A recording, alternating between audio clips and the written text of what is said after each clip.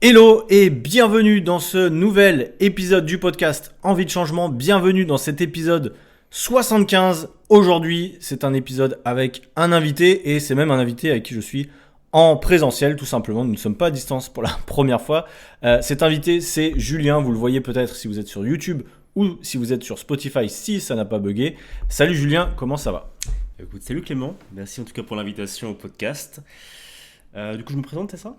Je t'ai pas demandé en fait Julien pour ceux super. pour ceux qui ne le connaissent pas, en fait nous voyageons ensemble concrètement depuis 2 semaines. Nous sommes en Bulgarie. On vous fera également un épisode ensemble certainement la semaine prochaine pour vous débriefer un petit peu de ce qu'on a vu en Bulgarie, des différences entre la France et la Bulgarie notamment. Donc restez bien connectés. Avant qu'on commence sur ce nouvel épisode, vous l'avez vu dans le titre, on va parler de prise de muscle, de prise de masse versus perte de poids, vous le savez. Moi, je suis plus spécialisé perte de poids. Julien va vous expliquer, mais lui, il est plus spécialisé sur la prise de muscle. Donc, on va voir ça ensemble aujourd'hui. Julien, let's go. Si tu veux te présenter effectivement qui tu es, qu'est-ce que tu fais en 2-3 minutes. Yes, écoute, moi c'est Julien déjà. J'ai 25 ans, je suis coach sportif depuis maintenant 4 ans. Et je suis pratiquant également de musculation depuis une dizaine d'années. Donc, j'ai commencé à l'âge de 15 ans, si vous avez fait le calcul. Moi, la spécificité par rapport à Clément, c'est que j'accompagne uniquement les personnes, donc uniquement les hommes maigres qui veulent vraiment prendre du poids. J'étais exactement dans la même situation mais il y a ça une dizaine d'années.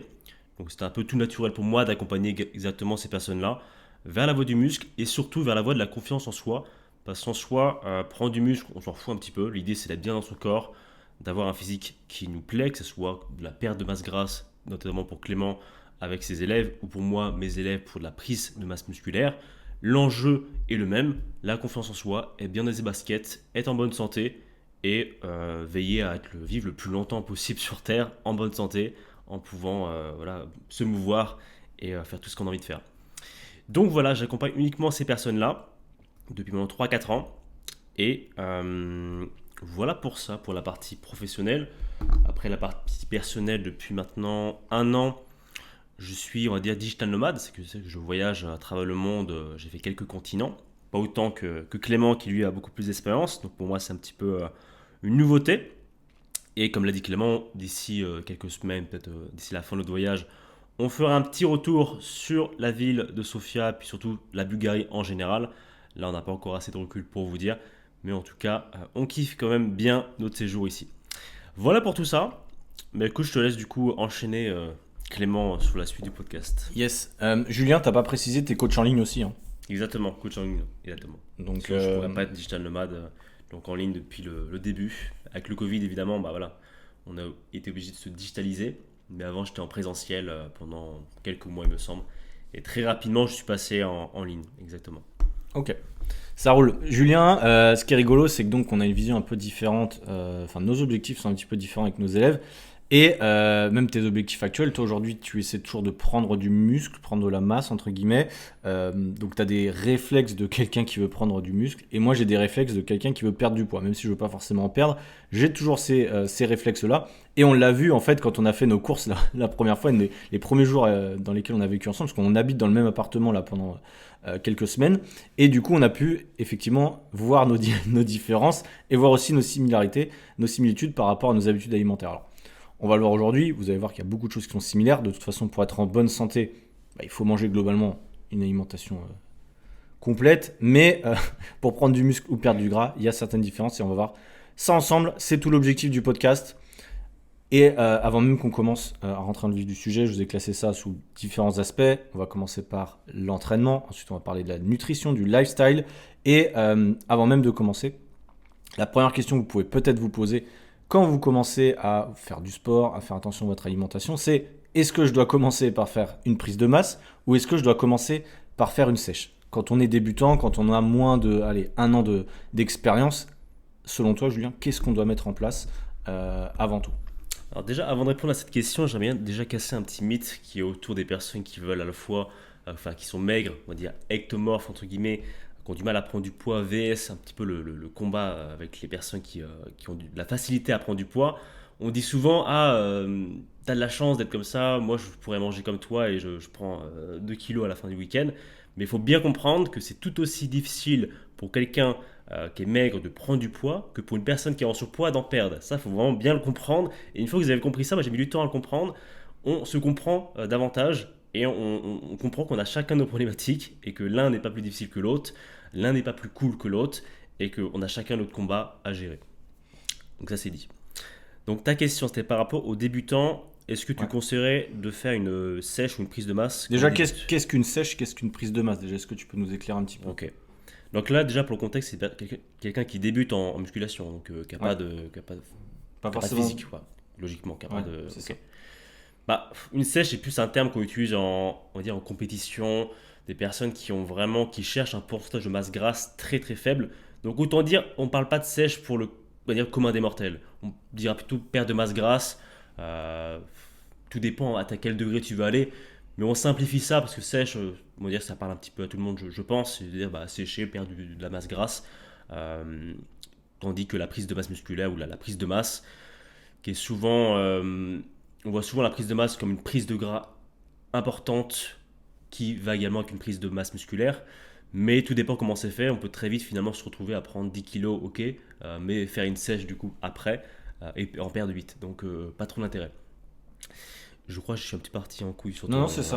ta question. Est-ce que Julien, pour quelqu'un qui démarre, est-ce qu'il a vraiment besoin de faire un choix entre je dois prendre du muscle ou je veux prendre du gras? Est-ce qu'il n'y a pas possibilité pour un débutant de trouver un entre-deux dans tout ça? Bah, je veux dire, ça dépend déjà d'un peu sa corpulence, quoi.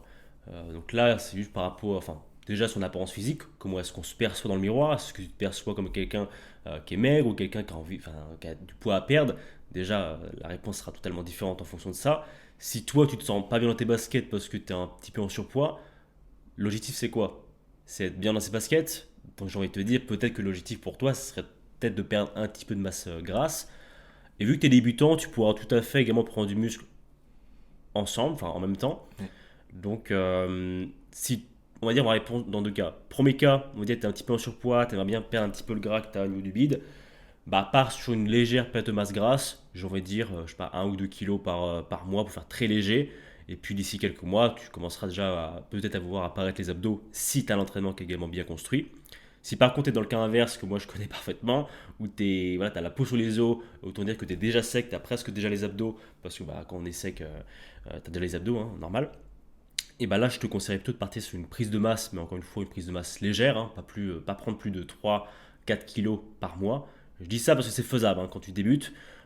Si tu as peur de prendre du gras ou que tu as déjà au-dessus de 30 ans, vise plutôt 1,5 kg, 2 kg par mois, ça sera déjà excellent si tu veux minimiser la prise de masse grasse. Ok. Comment on fait concrètement? Tu nous parles de prise de masse, etc. Ça veut dire quoi? Comment on fait pour prendre de la masse et comment on fait pour perdre du poids? Pour ceux qui... Normalement, dans le podcast, vous savez ce que c'est, hein, la balance énergétique, mais j'aimerais qu'on puisse le préciser si tu veux bien, Julien. Je vais essayer d'imaginer ça, mais vu que c'est un podcast, on va le faire. Non, l'image pas. Ok. Alors, il faut comprendre que c'est un concept ultra basique, hein, vraiment ultra simple.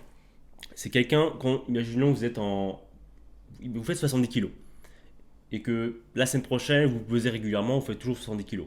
Ça veut dire qu'en fait, vous êtes en maintien calorique, c'est que votre poids est stable, c'est que vous mangez globalement exactement la même chose en termes d'apport calorique, ce qui fait que votre poids n'augmente pas et ne diminue pas. Là, je vulgarise. Hein, on pourrait ils connaissent dans le podcast, t'inquiète pas, 70 épisodes, normalement, ils savent un peu, donc tu peux rentrer un peu plus dans le détail. Donc, si vous voulez perdre de la masse grasse, perdre du poids, il va simplement s'agir, j'ai dit simplement entre guillemets, être en déficit calorique. Donc, par rapport à votre maintien calorique, imaginons que vous avez besoin de 2500 kcal donc apportés par l'alimentation. Vous avez simplement besoin à la fin de la journée d'avoir finalement mangé, au lieu de 2500, d'avoir mangé 2400, 2300 kcal. Et si vous faites ça sur plusieurs jours, plusieurs semaines, vous devriez voir une perte de masse, je ne vais pas dire gras ou muscle parce que ça dépend comment va se faire l'entraînement, une perte de masse sur les semaines à venir. Et vous l'aurez compris pour la prise de masse, c'est tout l'inverse. Il va s'agir finalement d'avoir un surplus calorique par rapport à ce maintien. Vous avez votre maintien qui permet de maintenir votre poids, vous allez ajouter un petit peu d'alimentation, par exemple 100-200 calories, pour finalement créer un surplus calorique, donc un surplus d'énergie qui va permettre à votre corps de l'utiliser, notamment pour créer de la masse musculaire ou même créer du fat. Tout dépend comment va être fait l'entraînement, mais on abordera ça juste après. Ouais, ok. Alors, moi, je te rejoins sur ça. Effectivement, le système de balance, hein, ça que vous connaissez, on en parle, enfin, j'en parle en tout cas sur mon Instagram. Donc, vous connaissez un peu le principe, c'est la même chose. Quand vous êtes en léger déficit calorique, vous perdez du gras. Quand vous êtes en léger surplus, vous potentiellement prenez du poids. Alors, on va le voir, on peut prendre et du gras et du muscle. De toute façon, on ne pourra pas prendre de la masse sèche comme certains disent. Forcément qu'il y aura un peu de déchets, il y aura un peu de gras, et c'est logique. Mais c'est un peu l'idée. Et quand vous êtes débutant, de toute façon, c'est pour ça que je vous disais, ne vous prenez pas trop la tête au démarrage. Si vous faites un entraînement de renforcement, et on va y venir aussi que vous consommez suffisamment de protéines, Julien, je pense que c'est un point extrêmement important aussi, vous allez construire du muscle, donc vous prenez pas trop la tête par rapport à ça. Peut-être que si vous écoutez le podcast, vous avez du mal à prendre du poids, je sais que ça existe. Quelques auditeurs en tout cas peuvent être dans cette cas de figure-là, il y en a peu à mon avis. Je ne fais pas dire. Mais parce que normalement vous n'êtes pas censé me suivre sur mon Instagram, mais je sais que je reçois des messages, donc logiquement c'est que voilà, il y en a aussi. Et on va voir ensemble justement quelles sont les différences concrètement. Alors, est-ce que déjà Julien, sur l'entraînement, est-ce qu'il y a un entraînement pour prendre du gras, prendre du muscle, ou en tout cas prendre de la masse, est-ce qu'il y a un entraînement pour perdre du gras? Qu'on mette tout de suite ça au clair. Ça, c'est un gros débat. On pense souvent qu'il y a des grosses disparités entre quelqu'un qui veut perdre du poids et quelqu'un qui veut en prendre quand il s'agit de l'entraînement. Mais globalement, j'ai même envie de dire qu'il y a zéro différence en réalité. Il y a absolument zéro différence. Peut-être, si on creuse un petit peu, on va un peu dans le détail, quelqu'un qui est en sèche, il ne pourra pas mettre autant d'intensité, il ne pourra pas faire des séances aussi longues que quelqu'un qui est en prise de masse, qui forcément a plus d'énergie. Ouais. Donc je vais dire quelqu'un qui est en sèche, il priorisera peut-être une fréquence plus élevée, mais des courts entraînements, plutôt que quelqu'un qui est en prise de masse, qui de toute façon, il a l'énergie pour faire des gros entraînements et bouvriner comme un porc. Donc ça ne sera pas un souci. Voilà pour ça. Je ne sais pas si tu avais un avis différent là-dessus ou... Non, mais c'est ça. Je te rejoins sur l'entraînement. Je pense que globalement, c'est assez similaire. Et puis ça dépend aussi de l'expérience de chacun et de chacune, évidemment, dans les entraînements. Mais ne restez pas du principe que, par exemple, faire des séries longues dans vos entraînements va vous faire sécher plus vite. Ça, c'est clairement un mythe. Ça va clairement, quasiment rien changer. On parle vraiment de mini pourcentage de différence. Donc, vous n'avez pas, de toute façon, je vous le redis, l'entraînement n'est pas fait pour dépenser des calories. Si vous partez de ce principe-là, vous avez droit dans le mur. L'entraînement, c'est fait pour construire du muscle, pour avoir un corps athlétique, mais pas uniquement pour dépenser des calories, parce que vous allez vite comprendre que vous allez dépenser peu de calories dans un entraînement. Même si vous faites un peu de cardio, ça ne changera pas grand chose. C'est, comme on dit souvent, votre alimentation qui va jouer un grand rôle. Et justement, le point de l'alimentation, c'est un point extrêmement important pour les personnes qui veulent être en surplus calorique, du coup, pour privilégier la prise de muscle. Et on l'a vu donc dans nos courses, Julien, par rapport à l'alimentation, effectivement. Il y a différentes choses comment dire, il y a des différences, ça c'est certain. Il y a des aliments un peu piégeux, il y a des aliments pour toi que tu recommandes à tes élèves. Est-ce que déjà, par rapport à l'alimentation, tu as des aliments que tu recommandes beaucoup à tes élèves, ou est-ce que tu as des astuces pour tes élèves justement qui vont faire le parallèle ou l'inverse avec les gens qui veulent perdre du poids? Alors moi, la première chose que je recommande en fait à mes élèves, quand il s'agit de qu'ils ont du mal à prendre du poids, qu'ils galèrent réellement à manger plus, l'idée n'est pas forcément, là ça paraît paradoxal, mais vous voyez que ça l'est pas. Le premier point, c'est pas de manger plus, c'est surtout de faire des meilleurs choix d'aliments, des choix d'aliments stratégiques qui sont extrêmement riches en calories. Et qui dit riche en calories, c'est notamment, on va jouer sur le levier lipides. Parce que pour rappel, 1 gramme de lipides, c'est 9 kilocalories, VS, glucides et protéines, c'est 4 kilocalories. Donc forcément, encore une fois, il ne s'agit pas de boire l'huile d'olive au goulot, mais c'est quelque chose où il faut prioriser les aliments qui sont riches en lipides. Typiquement, pour prendre un exemple tout con, imaginons que là, nous, on fait nos courses. Clément va prendre plutôt du fromage blanc 0%, tandis que moi, je vais prendre du fromage blanc, on va dire, à 10%, ou je ne sais plus à combien de pourcents c'est, mais avec de la masse grasse, justement. Pareil pour le steak haché, par exemple, lui va prendre 0%, 5%, moi, je vais prendre du 15%, tu vois. Et il y a plein de choses comme ça, où on optimise finalement les choix alimentaires, mais globalement, on mange la même chose en réalité, simplement qu'il y a des disparités au niveau de la variante, si je peux dire, de l'aliment, et au niveau de la quantité aussi. Donc le premier élément, c'est ça, c'est faire des meilleurs choix au niveau de la densité calorique des repas, enfin des aliments. Et en deux, forcément, moi, c'est au niveau de la fréquence des repas. Parce que c'est beaucoup plus simple de manger 3000 calories en 5-6 repas. Enfin, quand je dis 6 repas, c'est plutôt 3 repas plus 2-3 collations, que manger 3000 calories en 2-3 repas. Tu vois. Donc typiquement, la diète, qu'on appelle ça, pas la diète cétogène, mais le jeûne intermittent, pour quelqu'un qui veut prendre du poids, c'est très très compliqué de manger autant de calories en un seul repas, donc je ne le recommanderais pas. Donc voilà pour ça. Le troisième point, finalement, c'est d'augmenter les quantités. Évidemment, au bout d'un mois, il faut quand même manger plus si tu veux prendre du poids. Mais attention, il va s'agir d'augmenter la quantité des aliments qui sont déjà riches en calories par rapport au choix numéro un. Si vous m'avez suivi. On t'a suivi.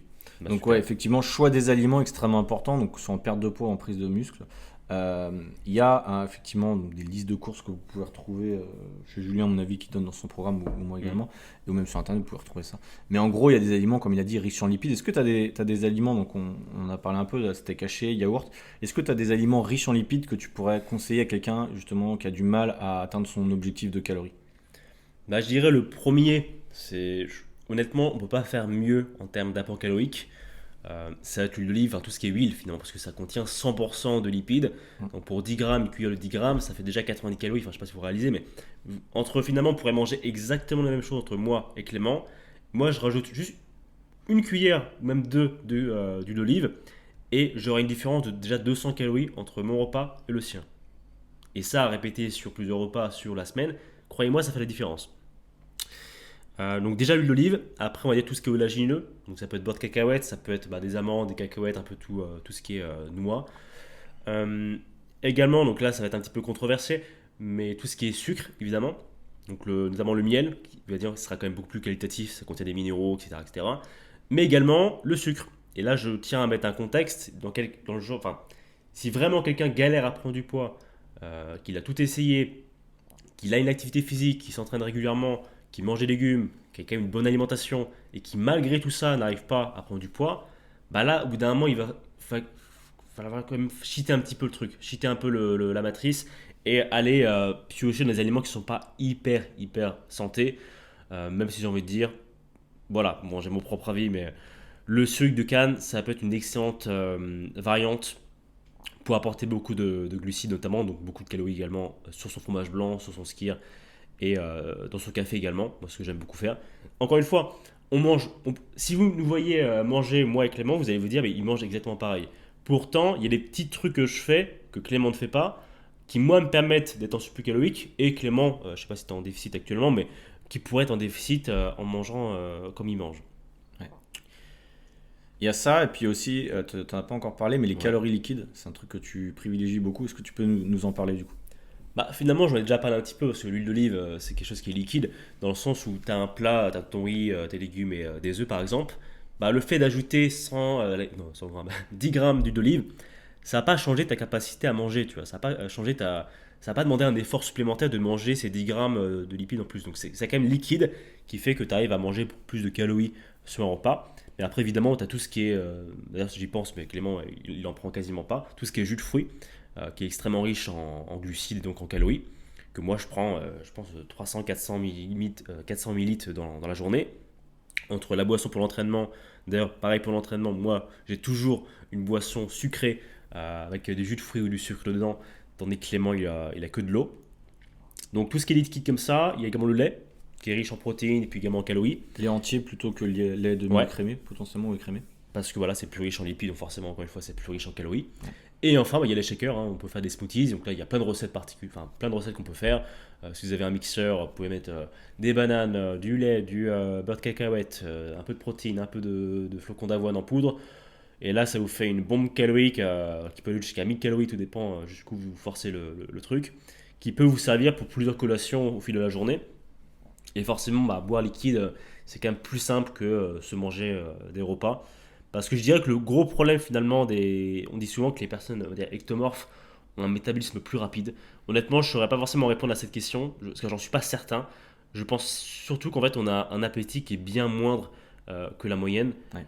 Car finalement, Clément et moi je fais 10 kilos de plus, juste pour donner un peu le contexte. Et je dirais que Clément mange plus que moi et beaucoup plus facilement. Ouais, c'est sûr, à 100%. Moi, je galère vraiment à manger les mêmes quantités que Clément. Moi, il me faut au moins 15-20 minutes de plus pour manger ce qu'il mange. Et vraiment, ça me demande un effort vraiment important. Tandis que lui, il est déjà en train de se manger la deuxième crêpe ou le deuxième wrap. Moi, je suis toujours sur le premier à galérer. Donc, je dirais c'est vraiment ça. Et même, vous voyez, au bout de 10 ans, c'est toujours aussi galère. Donc, forcément, on parlera peut-être après des hacks. mais j'utilise en fait des hacks, ce que j'appelle physiologiques, donc sur le corps, et psychologiques au niveau du mental. Tu veux qu'on détaille ça maintenant ou on verra ça Vas-y, plus tu tard? peux y aller, non, t'inquiète. Ok. Donc ces hacks-là, vous verrez que pour ceux qui sont en perte de poids, enfin, si vous utilisez ces hacks-là sans le savoir, bah, c'est déjà un bon indicateur que peut-être que juste si vous enlevez ce hack-là, vous serez déjà peut-être en déficit calorique. Et pour ceux qui nous écoutent, qui seraient maigres, bah, utiliser ces hacks-là, c'est redoutable. Et le tout, quand vous les combinez, c'est vraiment une dinguerie. Donc commençons par les hacks psychologiques, non, physiologiques, on va commencer par là. Donc physiologique, c'est au niveau du corps. Donc typiquement, moi quand je fais un repas, je vais éviter de boire de l'eau. Pourquoi? Enfin, boire de l'eau, du liquide. Typiquement, si vous me voyez au resto, moi, ma bière, je vais la boire toujours à la fin, parce que sinon, ça va me plomber. Allez comprendre pourquoi, quand je bois de l'eau, ça me plombe déjà. Donc, je vais éviter de boire quelque chose avant un repas, sinon, ça va limiter ma capacité à manger davantage dans mon repas. Premier hack. Deuxième hack, ça va être finalement de manger rapidement, d'éviter de mâcher trop. Donc là, vous comprenez que c'est tout l'inverse de ce qu'on fait quand on est en perte de poids. On va essayer de mâcher, de bien assimiler toutes les choses. Comprendre Là, conscience, ouais. on va vraiment essayer d'être un rouleau compresseur, les gars. Il va vraiment falloir vous manger avec une cuillère, vous ingurgiter tout ça, parce que sinon ça va être trop compliqué. Il y a une fenêtre, on va dire, une fenêtre entre le moment où vous commencez à manger et le moment où vous avez le signal qui est envoyé par le cerveau de satiété, en mode bah tiens c'est bon t'es rempli, bah plus tu vas manger rapidement, bah plus finalement tu as une fenêtre que tu peux manger beaucoup sans avoir le sentiment de satiété que tu aurais pu avoir après. Donc voici pour les deux hacks physiologiques. Maintenant, il y a deux hacks également psychologiques qui sont redoutables. Le premier, ça va être de manger dans des grandes assiettes. Là, on n'a que des petites assiettes, donc c'est ultra chiant pour moi. Mais le fait de manger dans des grandes assiettes, tu verras que tu mangeras beaucoup plus dans de grandes assiettes que dans des petites. Parce que tu auras l'impression que le repas que tu as mis, ce que tu dois manger, paraît plus petit parce que c'est une grande assiette. Que finalement, si tu manges ça dans une petite assiette, tu auras l'impression que c'est énorme.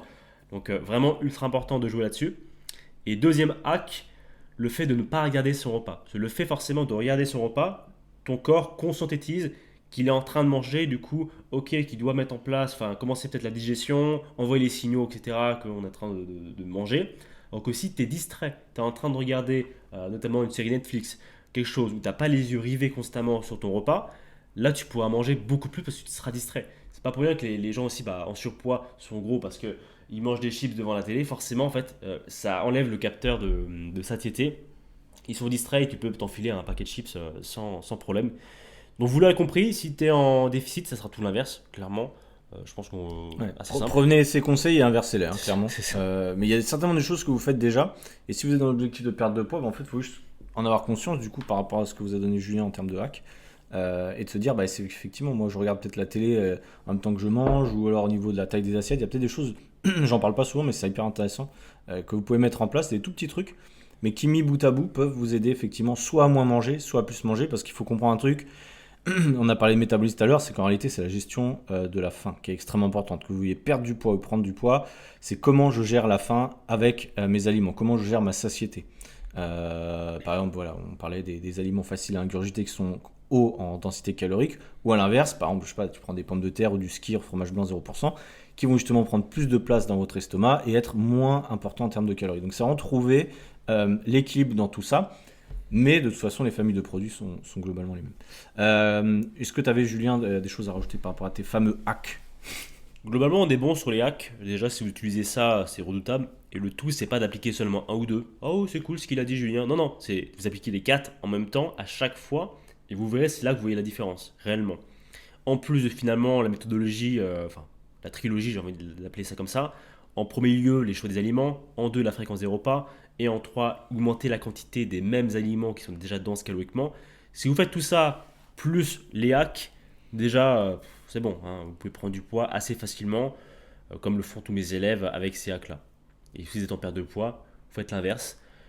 Est-ce que tu veux que je le redise inversé ou Non, pour bien bah, comprendre, je pense que les Ouais. gens auront compris, mais, Ok. mais effectivement, ouais, en tout cas, c'est ça, c'est des petites choses mises bout à bout qui vont jouer. Il y a un point qui m'a choqué, vous le savez, moi, je suis très fan de la marche. Je vais parler de la marche parce que c'est un point, vous le savez, dans le podcast, j'en parle souvent. Je vais me faire attaquer. Et en fait, on a comparé nos moyennes de pas avec Julien, et puis on voyait aussi dans le lifestyle. Julien, combien de pas tu marches sur la dernière année en moyenne, sur les derniers mois? Ah, j'ai pas mon téléphone, mais ce que j'avais vu, on va dire sur l'année dernière, attention, on doit être autour des 3000-4000 pas par jour. Alors qu'on dit souvent que oui, le truc pour être en bonne santé, on va être entre 6, 7, peut-être aller jusqu'à 10 000 pas par jour. Alors pourquoi je fais ça? C'est tout fond parce que même si on va dire que ça ne représente pas non plus une dépense énergétique colossale entre 3000 et 5-6 000, ça fait quand même la différence, je trouve, dans mon cas, où je vais essayer de limiter quand même la dépense énergétique que j'ai. Rappelons un contexte également. Moi, on va dire, je suis, comme Clément, on va dire, on est sédentaire, hein, on travaille en ligne, donc on est globalement toujours assis. Et je me permets du coup de travailler, enfin d'aller à la salle quasiment tous les jours, 6 jours sur 7, voire même 7 jours sur 7. Donc, étant donné que je fais ça, je ne me permets pas forcément de faire autant de pas que nécessaire. Mais si, imaginons, je m'entraînais 2-3 fois dans la semaine, je pense réellement que les jours off, où je ne m'entraîne pas en musculation, et que je vais rester toute la journée assis, enfin, évidemment, on pète un plomb, je serais quand même allé marcher, peut-être pas aller jusqu'à 10 000 pas, mais je m'en serais rapproché. Donc voilà pour le contexte. Donc voilà pour la grosse différence. On va appeler ce qu'on appelle le NEAT. J'ai plus la définition exacte en anglais, mais c'est tout ce que vous faites en dehors de l'entraînement spécifique, on va dire. Ouais. Et depuis qu'on est arrivé en Bulgarie, tu marches combien de pas? Ah, il m'a fait marcher ce con, hein. Il m'a fait marcher. Là, on est autour des 8 000, 10 000 pas par jour. Large. Large, hein. Ouais. Déjà pour aller à la salle, on met 20 minutes. Aller plus retour 20 minutes. Donc déjà là, on fait nos 6-7 000 pas. Et là, je vous avoue, je galère un petit peu à prendre de la masse, hein. Donc pour vous dire, ça fait quand même une différence, selon moi, quand on veut prendre de la masse musculaire. J'ai envie de dire, rapidement, pour moi, il y a 3 méthodologies qui vont de plus simple au plus extrême. Imaginons que, on va dire, on prend l'exemple, hein, dans mon cas que je connais bien, vous êtes ectomorphe, vous voulez prendre de la masse musculaire, vous galérez. La première méthode finalement pour être en surplus calorique, ça va être simplement d'augmenter l'apport calorique, premier plan, pour quelqu'un qui, imaginons, se dépense de manière normale 3-4 séances par semaine. Par contre, deuxième méthode, qui arrive également régulièrement pour les personnes maigres, parce que j'ai envie de dire, on n'est pas maigre pour rien, c'est des personnes qui se dépensent vraiment énormément. Limite, ils font un marathon chaque week-end, qui font 20 000 pas par jour, et croyez-moi, j'en ai des élèves comme ça, et qui me disent je comprends pas, je ne prends pas de poids, alors qu'ils font 20 000 pas par jour. En fait, ils ont tellement une dépense importante que dans leur cas, ça serait intéressant de diminuer finalement la dépense énergétique. Si vous l'avez compris, la notion de balance, on peut jouer sur deux éléments, à la fois sur l'apport énergétique et sur la dépense énergétique que vous faites. Donc forcément, si vous dépensez moins dans la journée, vous avez beau manger exactement la même chose, vous allez perdre du poids, enfin vous allez prendre du poids parce que vous créez un surplus calorique vu que vous dépensez moins par rapport à l'apport calorique qui est plus important. Et la troisième méthode, c'est faire les deux. C'est finalement tendre, on va dire, vers la sédentarité, on va dire, entre guillemets, hein, donc se dépenser un petit peu moins et essayer de manger plus. Donc forcément, cette troisième méthode a ses limites parce que si tu te dépenses moins, tu auras aussi un peu moins d'appétit, donc forcément, ça crée un petit peu un cercle vicieux. Donc j'ai envie de dire, prioriser la méthode 1 pour le commun des mortels et la méthode 2 si vraiment vous êtes quelqu'un qui est vraiment faites de l'endurance tous les jours, faites 20 000 pas par jour, là, diminue quand même l'effort parce que ça va être impossible pour vous de manger, ça va vous coûter 500 balles par mois pour compenser. Et si ce n'est que vous avez à compenser, parce que quand on est maigre, on a du mal à manger, manque d'appétit. Donc voilà. Je sais pas si ça va coûter plus cher en réalité, parce que je pense pas même. Comme on l'a dit tout à l'heure, les gens qui arrivent pas à prendre du poids, c'est surtout une question de faim, c'est pas une question qu'ils mangent pas assez. Enfin, c'est pas une question qu'il faut qu'ils mangent plus. Comment dire Bah, quand même, parce que si tu manques d'appétit, tu dois te forcer. Moi, je dois me forcer quand même à manger davantage. Et si je le faisais pas, je mangerais du coup moins, ça me coûterait moins au mois, mais bon, ça reste quand même minoritaire, on est d'accord. Ça ne représente pas non plus des centaines d'euros. Ouais, parce que comme on l'a dit, de toute façon, il y a une question de quantité, mais une question aussi de type d'aliment, effectivement. Bien sûr. Ça va jouer vachement, donc c'est important. Tiens, il y a un truc qu'on n'a pas parlé aussi pour prendre de la masse. Est-ce que le saumon, c'est bien? Je pensais à ça. Saumon, les poissons gras. Pas forcément que c'est excellent parce que c'est ultra riche en lipides et comme je l'ai rappelé tout à l'heure, c'est ultra riche en calories, hein. Donc forcément, entre du poisson blanc vs du saumon, bon, à part le prix qui va vachement différer, ça je vous l'accorde, forcément c'est plus intéressant de prendre du saumon. Après, l'astuce pour ça pourrait très bien prendre un poisson blanc et rajouter un fil d'olive. Bon, c'est pas la même chose, mais si on réfléchit uniquement en termes de calories, en termes de macronutriments, on est quand même sur quelque chose d'assez similaire.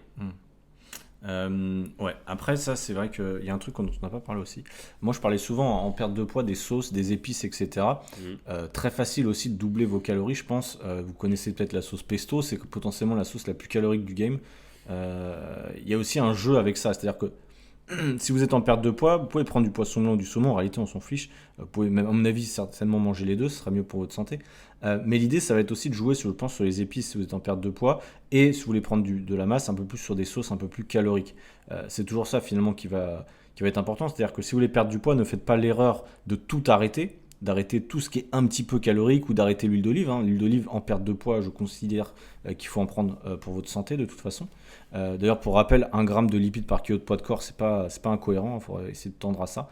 Il y a beaucoup de gens en perte de poids, je le vois aussi dans mes élèves, qui arrêtent les lipides, qui arrêtent le sucre et les lipides. Donc du coup, on se retrouve à manger quasiment que des produits ultra protéinés. Pareil, ça sert à rien quand vous êtes en perte de poids ou en prise de masse, de prendre beaucoup plus de protéines. Quel est ton conseil, quelles sont tes recommandations par rapport au quota de protéines pour les gens qui veulent prendre du muscle selon toi? Excellente question. Alors, Merci. déjà, on va dire qu'on soit en perte de poids ou en prise de masse, il va falloir quand même respecter un ratio de 2 grammes par kilo de poids de corps de protéines. Ça, quoi qu'il en soit. À condition qu'on fasse de l'entraînement, pour quand même prioriser la construction musculaire, ou du moins la maintenir quand vous êtes en perte de poids, on va dire, entre guillemets, sèche, assez prononcée. L'idée là n'est plus forcément de créer de la masse musculaire, mais plutôt de la maintenir, de la conserver. Et pour ça, il faut s'entraîner pour montrer aux muscles qu'on a besoin de ces muscles-là, donc les conserver, et d'avoir les bons matériaux, donc notamment les protéines, pour les maintenir. Donc déjà, on a cette base-là. Ensuite, on a les lipides. Moi, dans mon cas, quelqu'un qui galère à prendre du poids, on va essayer de tendre vers les 1 gramme, enfin 1,5, parfois monter à 2 grammes de lipides par kilo de poids de corps. Et en fait, le reste, ça sera la résultante par rapport aux glucides. La seule chose qu'il faut respecter, c'est qu'on ait toujours 2 fois plus de glucides que de protéines. Donc imaginons, vous faites 70 kilos, vous avez besoin de 140 grammes de protéines. Du coup, forcément, vous avez besoin de 280 grammes de glucides. Et le reste, finalement, sera par les lipides. Quelqu'un qui est, par contre, en perte de masse grasse, on va plutôt jouer sur le levier glucides. Parce que forcément, ça va apporter plus de satiété. Et on va diminuer l'apport en lipides. Par contre, il faut respecter, moi, je dirais pas en dessous de 1, 0, enfin maximum 0,5. Parce que les lipides sont quand même ultra importants pour tout ce qui est hormonal. Vous avez besoin de lipides. Ouais. Mais il va falloir faire des choix. Mieux privilégier, par exemple, je dirais, des oléagineux qui sont qui vont être plus. Vous allez devoir les mâcher, enfin, ça demande un effort plus important, plutôt que prendre de l'huile. Tu vois. Vous pouvez réduire la quantité, mettre, je sais pas, 5 grammes d'olive dans votre repas pour que ça fasse quand même un repas qui est quand même bon à manger. Ça, c'est quand même important de préciser que ce que vous mangez doit être bon. Moi, je parle jamais de diète, je pense que c'est un peu pareil. Ouais. Vous devez apprécier ce que vous mangez. Parce que l'idée, enfin moi ça fait 10 ans et je pense que ça sera encore jusqu'à ma mort, je serai encore en train de faire de la musculation, etc. Vous devez kiffer le processus, vous devez aimer ce que vous faites au quotidien, sinon ça ne marchera pas. Donc au-delà de tout ce qui est macro, c'est bien comme de traquer régulièrement, je dirais 1 fois par mois pour savoir un peu où est-ce qu'on en est. Ou sauf si vraiment vous galérez à prendre du poids ou à en perdre, le faire plus régulièrement parce qu'il y a forcément quelque chose qui ne va pas. Voilà. Ok. Je sais pas, tu as des choses à rajouter par rapport à ça ou... Ok. Non, bah écoute, toi, c'est plutôt clair par rapport à l'alimentation. Je pense qu'on a fait le tour sur ça. Sur la marche, on l'a vu. Sur l'entraînement, on l'a vu aussi en début de podcast. Oui, il n'y a pas une grande différence en réalité. C'est juste qu'en fonction de votre évolution, vos années d'expérience, forcément, les formats vont un peu changer. Mais il n'y a pas genre je fais du full body ou perdre du gras ou je fais un split un jour pec, un jour épaule pour prendre la masse. En réalité, ça ne changera pas grand-chose. Vous pouvez tester le format qui vous intéresse, mais ça ne changera pas grand-chose. Donc je pense qu'on a fait le tour sur ça. Julien, je crois pas que j'avais d'autres questions à te poser par rapport à l'alimentation. Est-ce qu'il y a d'autres trucs qui nous ont choqués dans notre alimentation par rapport à toi et moi? Il y a le lait, il y a toutes les calories liquides que tu prends. Le sucre, effectivement, ça m'avait un peu choqué parce que il y a toujours l'extrême entre j'arrête le sucre et j'en prends un peu plus, on va dire. Le but étant de trouver un équilibre, sachant que Julien il mange peu d'aliments transformés d'une manière générale, donc finalement c'est pour ça qu'il rajoute du sucre. Et c'est pareil un peu d'ailleurs pour le sel. Ça change pas grand chose dans une prise de masse ou une sèche, mais ce que je veux dire c'est que si vous mangez peu d'aliments transformés, vous pouvez rajouter du sel. Je sais que moment, quand je voulais perdre du poids, j'avais arrêté le sel. Il y a beaucoup de gens qui l'arrêtent, mais au final vous en avez besoin aussi. Vous avez besoin de sodium, s'il fait chaud d'autant plus, donc parce que vous perdez pas mal de minéraux, etc. Donc c'est important d'en prendre. Donc en fait, l'idée et la conclusion qu'on pourrait tirer, c'est effectivement de se dire que qu'on soit en prise de masse, en perte de poids, globalement, ça passe par un rééquilibrage alimentaire avant tout, privilégier des aliments de qualité. Et ensuite, c'est savoir, et on n'en a pas parlé, mais moi je pense quand même, calculer ses calories. Encore une fois, que vous voulez prendre du muscle ou perdre du poids, c'est pas juste une question de hasard, une question d'aliments, c'est une question aussi de maths. À un moment, il faut être clair. Si vous savez pas combien de calories vous consommez, vous pouvez penser que vous allez prendre du poids, et au final, c'est l'inverse ou inversement. Enfin bref, vous avez compris. Euh, il faut savoir, il faut traquer vos calories de temps en temps. Pas obligé de le faire tout le temps. Mais je pense que c'est important. Est-ce que toi, tes élèves, comment tu t'assures, Julien, qu'ils sont dans la bonne direction? Par exemple, tu les pèses, tu traques leur alimentation, ou comment tu fais? Nous, la première chose qu'on va faire, c'est finalement forcément de faire un état des lieux. C'est un peu où est-ce qu'ils en sont. Même pour eux, c'est ultra important. Ils l'ont peut-être jamais fait de leur vie. Et pour moi, c'est ultra important au début. Pour ça, tout dépend du contexte. Aujourd'hui, je le fais plus depuis des années parce que je sais, quand je vois un œuf, je vois pas un œuf en fait. Je vois 6 grammes de protéines et X grammes de lipides. Mm. Enfin, on a une mécanique qui s'est fait. Mais au début, il faut comprendre. Moi, j'essaie, ça fait loin maintenant, mais j'essaie de revenir à la base. Je pense que je calculais tout. Je me souviens de mes carnets de papier où je notais tout ce que je mangeais, etc. Donc, j'étais un peu à l'extrême. Je ne dis pas qu'il faut faire ça. Mais c'est hyper important de faire un état des lieux au début, savoir où est-ce que vous en êtes. Parce que forcément, c'est des maths. Hein. Si vous prenez pas de poids depuis des semaines, des mois, voire des années, ou vous n'avez pas à perdre du poids depuis le même temps, c'est forcément qu'il y a un problème dans la matrice. Hein. C'est forcément que vous mangez pas suffisamment ou mangez pas suffisamment. Et moi, ce que je me rends compte globalement, c'est que tous nos élèves, ou presque, je pense que c'est pareil pour toi, on est toujours en carence en protéines si on ne fait pas gaffe à ça. On ne parlera pas de supplémentation aujourd'hui, mais ça peut être important, notamment dans mon cas, mes élèves qui ont du mal à prendre du poids, à manger plus, de supplémenter. Ça permettra d'avoir des protéines liquides, qui sont beaucoup plus simples de manger de la whey plutôt, enfin, de protéines en poudre, plutôt que s'enfiler 200 grammes de viande en plus. Pour revenir sur le sujet que je suis en train de perdre, rappelle-moi, je suis en train de me perdre dans ce que je dis là. C'est pas grave, tu m'as perdu aussi. Ah, super. Mais oui, après sur les compléments alimentaires, on peut en parler. On a fait des épisodes sur ça, donc c'est pas gênant. Mais oui, effectivement, la whey protein, ça peut vous aider à atteindre votre quota de protéines, ça c'est clair. J'ai trouvé ça. Un petit truc sur ça, c'est que c'est pas mauvais, c'est pas du dopage. Encore une fois, je le redis, vous le savez. Donc vous pouvez privilégier, c'est pareil. On n'a pas parlé de ça, mais il y a des gainers, vous savez, pour les gens qui veulent prendre du poids. Souvent, on nous disait à un moment.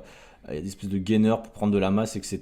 Et moi, j'avais mis une croyance au début, peut-être que vous l'avez aussi, vous, auditeur du podcast. Je pensais au début qu'il y avait de la whey pour prendre du muscle et Ouais. qu'il y avait de la whey plus ou moins pour perdre du gras. L'isolate vs la whey. Voilà. Tu peux nous dire, Julien, la vérité sur ça, si tu l'as? Je te réponds à ça, puis je rebranche sur le truc, parce que Vas-y. je me suis retrouvé. Euh, on va dire qu'il y a deux types de protéines, si je peux dire. On va dire, à quoi je peux comparer ça? Je peux comparer ça, on va dire, à du steak, on va dire qui sera 5% vs du steak à 15%. La whey, ouais, c'est juste une typologie. La whey, c'est une des protéines du lait. On a la whey, puis on a comment on appelle l'autre? C'est la... Merde. Je dis tellement rarement que je n'utilise tellement pas cette whey que j'ai oublié son nom. Bref, la whey, c'est une protéine du lait. Donc, il y a un processus de filtration qui fait qu'on arrive à filtrer uniquement la protéine. Et il y a différentes qualités de protéines déjà, mais il y a aussi différentes teneurs en pourcentage de masse grasse. Donc une whey, typiquement, on va être à 80% de protéines dedans. Donc forcément, il y a 20%, on va dire, de tout, enfin, pas tout venant, mais graisse et puis sucre. Par contre, une isolate, on va se tendre vers 90% et certaines même jusqu'à 95% qui sont peut-être beaucoup plus chères, où forcément le pourcentage de masse grasse sera moins important. Mais honnêtement, ça sert à rien de se faire chier à faire ça, surtout que c'est beaucoup plus cher. Je préfère largement vous mettiez 5 grammes de lipides en moins, enfin 5 grammes d'huile d'olive en moins, plutôt que se faire chier à prendre de l'isolate, qui sera nettement plus cher et qui apportera pas forcément des bénéfices plus importants. Donc voilà pour ça. Juste, je renchaîne sur la question que tu m'avais posée avant. Donc comment je fais? Donc déjà, pour mes élèves, on fait un audit. Je pense que c'est pareil pour toi au début, de OK, à combien, qu'est-ce que tu manges la journée? Donc là, il va simplement s'agir, OK, donc là le matin tu manges ça, tu notes sur un carnet de papier où on a une application pour ça de notre côté. Je pense que c'est pareil aussi pour toi. Ouais. Et on fait le total. OK, combien de calories tu manges? Combien de protéines tu as? Combien de glucides? Combien de lipides? Est-ce qu'on est dans les ratios? Est-ce que c'est bon? Est-ce que tu es en carence de protéines? Machin. On optimise tout ça. Enfin, on voit, on analyse, on optimise finalement. Je parle pas de diète, on va juste optimiser ce qu'ils mangent déjà. Peut-être faire des switch. Ah, tu manges ça, c'est peut-être pas hyper intéressant. Tu dois plutôt manger ça, machin. On fait un switch sur les jours et semaines à venir pour que ça devienne une habitude pour la personne. Ça, c'est le plus important, l'adhérence du programme. Et en deux, C'est quoi l'adhérence du programme, si tu peux utiliser bah, des mots plus simples? c'est le fait d'apprécier ce que tu manges globalement, d'apprécier ce que tu fais au quotidien, d'apprécier ton entraînement, d'apprécier le fait de marcher, enfin d'apprécier tout ce que tu fais qui tend vers la perte de masse grasse ou la prise de masse musculaire. Mm. Et en deux, ce que je fais, c'est assez controversé et je peux comprendre. Je pense que ça peut être intéressant qu'on parle de ça. Parce que typiquement pour mes élèves, je leur conseille, c'est même pas je leur conseille, je les force en fait à se peser tous les jours. Contrairement à ceux qui sont en perte de poids, on va dire non, plutôt 2-3 fois dans la semaine maximum. Pourquoi je fais ça? Pourquoi je le force à le prendre tous les jours? C'est pour moi, c'est censé devenir une habitude. Et une habitude, c'est censé être fait tous les jours. Si moi je dis à mes élèves, tu le prends 2-3 fois dans la semaine, ils vont oublier de le faire. Et finalement, on va se retrouver avec une seule donnée ou si ce n'est pas de donnée. Or, ce qui nous intéresse, je pense que vous l'avez bien vu sur vos balances quand vous pesez le matin, il faut absolument pas être émotionnel sur le chiffre parce qu'en soi, déjà, ça ne vous représente pas. Et en deux, c'est que le poids fluctue d'un jour à l'autre en fonction de ce que vous avez mangé la veille, etc., etc. Est-ce que vous êtes allé aux toilettes ou pas. Donc ça va différer. Par contre, ce qui nous intéresse, c'est la moyenne du poids de la semaine 1 vs le poids de la semaine 2. Mm. Et pour faire une moyenne, je ne vous apprends rien, il faut au moins 2-3 données pour faire ça. Donc plus vous allez vous peser, déjà plus ça devient une habitude de le faire. Et j'aime à dire que c'est l'habitude la plus petite qui soit en termes de temps, d'énergie, tout ce que vous voulez, et qui a le plus gros impact au niveau de la perte de masse grasse ou de la prise de masse musculaire. Moi, ce que j'aime à dire, c'est que chaque matin, quand je me pèse ou quand je fais peser mes élèves chaque matin, c'est un rappel, est-ce que tu es sur la bonne voie ou non. Et ça, tu notes sur un carnet papier ou sur une application. Et chaque jour, tu es quand même censé voir une tendance haussière, une tendance baissière en fonction de l'objectif. Typiquement, si moi, tous les jours, je vois que mon poids diminue, alors que je veux prendre du poids, il y a un truc qui ne va pas. Je me dis, attends, je ne suis pas en train de manger suffisamment. Donc, du coup, chaque matin, c'est un rappel, est-ce que je suis sur la bonne voie ou non. Et du coup, en fonction du chiffre qui est sur la balance, donc moi, je ne suis pas forcément émotionnel, il faut pas l'être. Il faut essayer de ne pas être émotionnel sur le chiffre. C'est la moyenne qui nous intéresse encore une fois. C'est juste un indicateur, est-ce que je suis sur la bonne voie ou non. Et je pense que c'est pareil aussi pour la perte de poids. Je sais que toi, tu es plutôt 2-3 fois plutôt que tous les jours. Ouais. Mais voici mon avis là-dessus. Si vous êtes comme Julien avec de l'expérience et que vous n'êtes pas rattaché émotionnellement à la balance, vous pouvez vous peser tous les jours. Maintenant, d'expérience, j'ai vu aussi que les gens en perte de poids étaient très très attachés. En fait, ils faisaient tous leurs choix en fonction de ça. C'est pour ça que moi je préconisais, et je ne vais pas mentir, puisque je l'ai mis dans un réel cette semaine. Donc je ne vais pas me contredire. Mais de vous peser 2 à 3 fois à la semaine. Et pareil, même principe que Julien, de faire une moyenne de ces 3 pesées pour avoir le vrai chiffre. Parce qu'effectivement, il y a beaucoup de variantes qui rentrent en jeu dans votre balance du jour. Donc voilà, l'idée c'est vraiment de toute façon, la balance, Julien l'a très bien dit, ne vous définit pas. Donc c'est pas forcément parce que vous avez pris du poids ou perdu du poids sur votre objectif que vous avez mal fait les choses forcément. C'est aussi ça qui est important de comprendre. Et que finalement, je dirais, si vous respectez les facteurs de dépenses caloriques, marche, entraînement, que vous respectez les facteurs de calcul de calories, peu importe votre objectif, la balance, logiquement, elle sera que le résultat de ces 3 facteurs-là. À l'heure actuelle, il n'y a pas trop d'autres choses, à part le stress et le sommeil qui rentrent effectivement quand même en jeu. Mais sinon, je dirais même que j'arriverai à faire perdre du poids moi, à quelqu'un sans qu'il se pèse.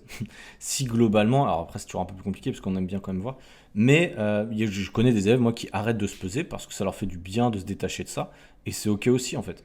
Mais il faut quand même avoir des facteurs de comparaison, en tout cas des chiffres entre guillemets, que ce soit sur votre MyFitnessPal pour votre journal de calcul des calories, sur autre chose. En tout cas, il faut suivre une ligne directrice par rapport à certains indicateurs, ça c'est certain, en perte de poids ou prise de masse. On n'a pas parlé d'une chose, mais qui est hyper importante, toujours sur les chiffres.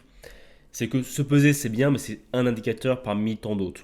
Pour moi, c'est l'indicateur le plus simple à prendre, c'est le plus facile. Mais il faut absolument le comparer, enfin l'étudier, l'analyser avec les mensurations pour savoir est-ce que, ok, vous avez perdu 1 kg, mais est-ce que c'est quoi? C'est 1 kg de quoi? Pareil, si vous avez pris 1 kg, ok, mais vous avez pris où? Et les mensurations vont nous permettre de savoir ça. Donc les mensurations, je ne dis pas qu'il faut prendre chaque semaine, je dirais qu'une fois par mois, c'est déjà très très bien. Il va simplement, les meilleures mensurations les plus intéressantes, ça va être le tour de poitrine vs tour de taille. Si forcément, imaginons que là, je prends pour mon exemple, c'est plus simple pour moi pour faire ça. Quelqu'un qui veut prendre de la masse musculaire et que je me rends compte qu'il prend plus de tour de taille que de tour de poitrine.